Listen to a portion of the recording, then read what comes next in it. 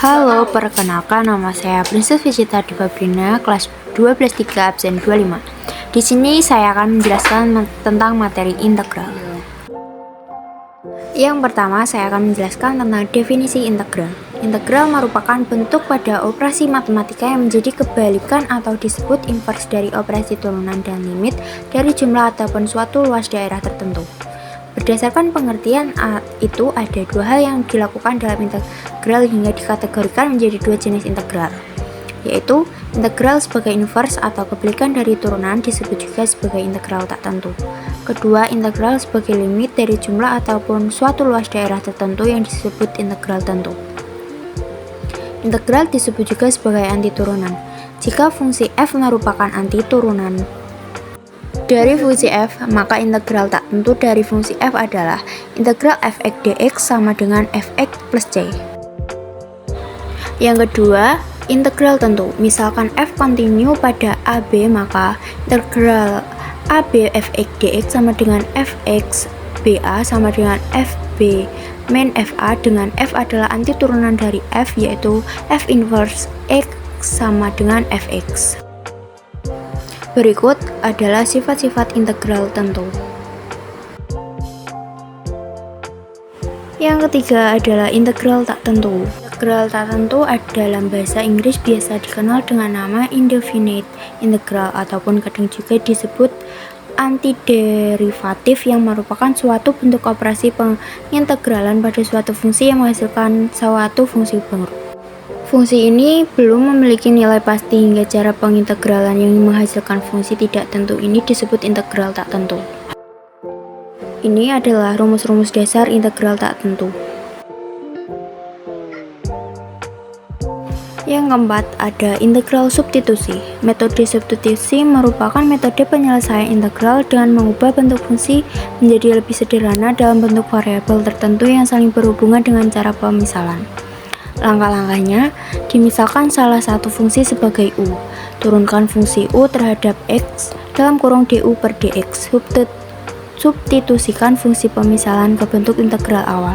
Setelah diintegralkan, kembalikan fungsi pemisalan ke bentuk awalnya. Yang keempat, integral trigonometri. Integral trigonometri adalah integral yang melibatkan fungsi trigonometri. Integral trigonometri merupakan kebalikan dari turunan trigonometri. Berikut adalah rumus-rumus integral trigonometri. Rumus umum integral. Integral ax pangkat 2 dx sama dengan a per n plus 1 dikali x pangkat n plus 1 plus c. Pengembangan rumus integral. Integral dalam kurung ax plus b pangkat n sama dengan 1 per a dalam kurung n plus 1 dikali dalam kurung ax plus b pangkat n plus 1 plus c. Perhatikan contoh turunan dalam fungsi aljabar berikut ini. Turunan dari fungsi aljabar y sama dengan x3 min 6 adalah y faktorial sama dengan 3 dikali 2. Turunan dari fungsi aljabar y sama dengan x3 plus 8 adalah y faktorial sama dengan 3 dikali 2. Turunan dari fungsi aljabar y sama dengan x3 plus 17 adalah y faktorial sama dengan 3 dikali 2. Turunan dari fungsi aljabar y sama dengan x3 adalah y faktorial sama dengan 3 dikali 2. Variabel pada suatu fungsi mengalami penurunan pangkat. Berdasarkan contoh itu, diketahui bahwasannya ada banyak fungsi yang mempunyai hasil turunan y sama, yaitu y faktorial sama dengan 3 dikali 2. Fungsi variabel x3 maupun fungsi dari variabel x3 yang ditambah ataupun dikurang suatu bilangan, contoh plus 8, plus 17 atau min 6 mempunyai turunan yang sama. Jika turunan itu diintegralkan, harusnya menjadi fungsi-fungsi awal sebelum diturunkan. Akan tetapi dalam kasus ini diketahui fungsi awal dari suatu turunan. Nah, di sini ada 5 contoh soal dan penyelesaiannya. Soal nomor 1, diketahui fungsi y sama dengan fx memiliki f inverse x sama dengan 4x plus 6. Misal kurva y sama dengan fx melalui titik 2,8, tentukan persamaan kurva tersebut. Jawabannya, fx sama dengan integral f inverse x dan f inverse x sama dengan 4x plus 6. Maka fx sama dengan integral dalam kurung 4x plus 6 dx. Fx sama dengan 2 kali 2 plus 6x plus c. Karena kurva melalui titik 2,8 maka f2 sama dengan 8. Dengan mensubstitusikan ke fx diperoleh fx sama dengan 2 dikali 2 plus 6x plus c.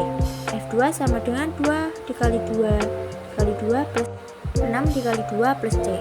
8 sama dengan 8 plus 12 plus c. C sama dengan min 12. Jadi persamaan kurva tersebut adalah y sama dengan fx sama dengan 2 dikali 2.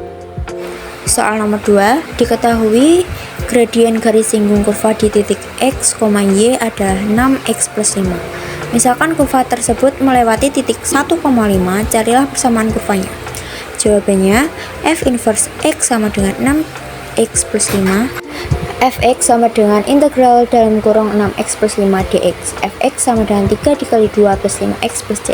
Karena kurva melalui titik 1,5 maka f1 sama dengan 5. Dengan mensubstitusikan ke fx diperoleh fx sama dengan 3 dikali 2 plus 5x plus c. F1 sama dengan 3 dikali 1 dikali 2 ditambah 5 dikali 1 ditambah c. 5 sama dengan 3 ditambah 5 ditambah c. C sama dengan min 3. Jadi persamaan kurva tersebut adalah y sama dengan fx sama dengan 3 dikali 2 plus 5x min 3. Soal nomor 3, coba tentukan secara tepat tentang integral 2 dx dan nilai dari integral x dx. Jawabannya, turunan dari 2x plus c yaitu 2, sehingga integral 2 dx sama dengan 2x plus c.